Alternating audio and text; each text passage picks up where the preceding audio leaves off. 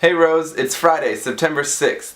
Now as you know, I'm a pretty laid back guy. It takes a lot to get under my skin, but that doesn't mean that there aren't things that get me going. Now obviously, anything that does harm to others is going to upset me, as it probably would for most people. For instance, I wouldn't simply be annoyed by someone driving unsafely or being a bully or something. I'm talking more about completely harmless behaviors that happen to really bother me. For example, you know how when you get a bag of chips from this vending machine and it seems like it has a lot of empty space that could have chips in it? Well, that doesn't bother me.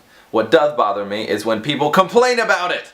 The air is there to keep the chips from getting crushed. It's like a protective bubble for your snack. If the air wasn't there, you would just get a bag of crumbs. And you definitely wouldn't get more chips, you would just get less air. Also, if you don't have kids, but you have pets, don't refer to yourself as mommy or daddy to your pet. That's weird. Your pet thinks of you as a member of its pack, and while I will admit being an alpha leader in the pack does tend to bring some parental responsibilities like providing food and safety, that does not make you your pet's parent. So stop it. It's weird. But by far, the thing that bothers me the most is something that almost everyone does now. Poor cell phone manners. Don't get me wrong, cell phones have done amazing things to connect people, and being as much of a nerd as I am, I have waited my entire life to have a computer in my pocket. But we cannot begin to sacrifice real, face-to-face human interaction because of our phones.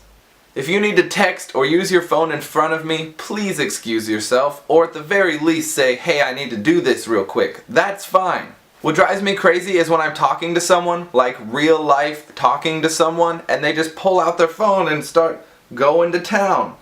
It drives me nuts. I know you aren't listening to what I'm saying, and even if you are listening, language takes more than just words. You need to see my facial expressions and my body language, and I need to see yours. That's how communication is most effective and fun.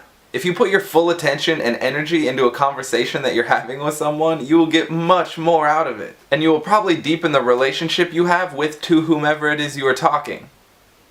That was a grammatically tricky sentence. Surprisingly, poor grammar doesn't really bother me that much. As long as your idea gets across correctly. It's probably because I have a very broad appreciation for linguistics.